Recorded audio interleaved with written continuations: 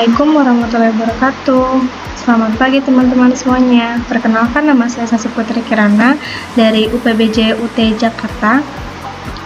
Hari ini saya mau presentasi tentang teknologi pendidikan dalam pendidikan jarak jauh, rangkuman materi sesi 1 sampai 7.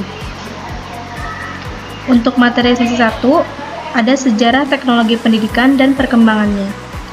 Sejarah awalnya, tahun 1950, fokus pada penggunaan alat bantu mengajar, audio visual aids. Tahun 1960-an berkembang menjadi pendekatan sistem dalam pendidikan. Sedangkan sejarah dan perkembangan definisi teknologi pendidikan dimulai dari tahun 1950 sampai 2018. Perkembangan definisi. Yang pertama, di tahun 1970, teknologi pendidikan adalah media hasil rekayasa manusia untuk membantu belajar. Yang kedua, ada di tahun 1994, fokus pada desain, pengembangan, dan pemanfaatan proses belajar. Di tahun 2008, pengembangan sistem untuk meningkatkan pembelajaran. Sedangkan di tahun 2018, menekankan teknologi sebagai alat untuk menciptakan pengalaman belajar bermakna. Di materi sesi 2, ada teori pendidikan jarak jauh mengenai konsep dasar, ciri pokok, dan implementasi. Konsep dasar terdiri dari PJJ, proses belajar di mana siswa dan guru tidak berada di tempat yang sama, memanfaatkan media, modul, atau platform daring. Adapun ciri pokok PJJ adalah belajar mandiri, interaksi tidak langsung, penggunaan teknologi, materi ajar disiapkan secara khusus. Mengapa PJJ diperlukan? Yang pertama, dikarenakan akses pendidikan untuk semua jenjang. Yang kedua, fleksibilitas waktu dan tempat. Yang ketiga, solusi kondisi darurat seperti pandemi atau bencana. Faktor pendorong dan penghambat. Yang pertama, ada faktor pendorong, yaitu teknologi berkembang, tuntutan fleksibilitas, pandemi, dan keterbatasan fisik. Sedangkan dari faktor penghambat, itu ada akses internet terbatas, keterampilan digital rendah, dan sarana belajar tidak merata. Sedangkan keterbatasan pendidikan jarak jauh, ada kurangnya interaksi sosial, sulit memantau kemajuan siswa, ketergantungan pada koneksi internet. Di materi sesi 3, ada variasi pendekatan dan terminologi PJJ. Variasi pendekatan dan istilah dalam pendidikan jarak jauh itu dibagi dua. Yang pertama itu ada sinkron, yaitu interaksi waktu nyata seperti Zoom dan Google Meet. Yang kedua ada asinkron, tidak waktu nyata seperti Moodle dan video pembelajaran.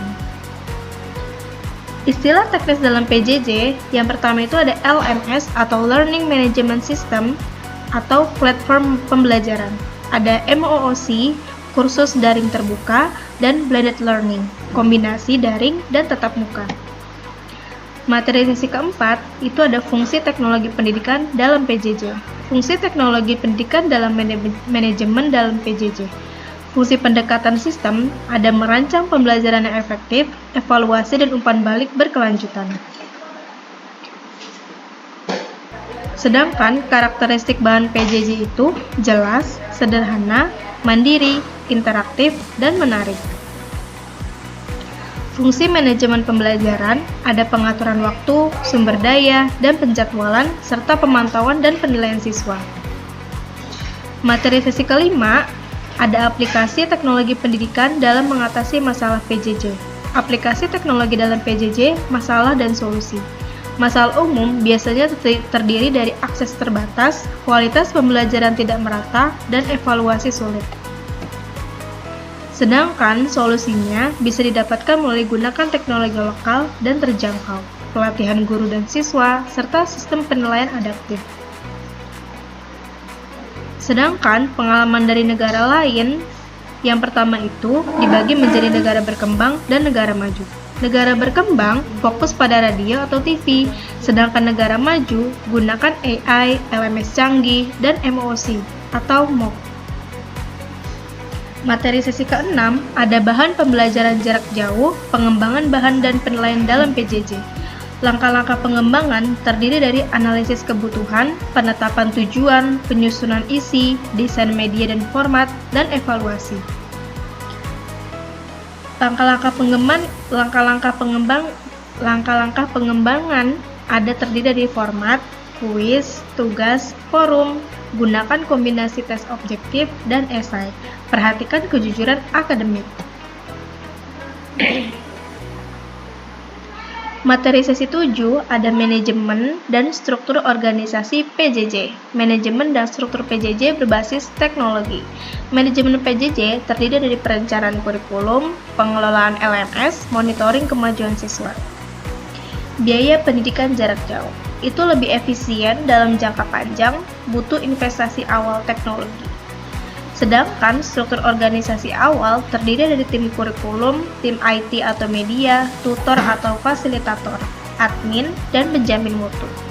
Sekian presentasi materi sesi 1-7. Saya Sasi Putri Kirana. Wassalamualaikum warahmatullahi wabarakatuh.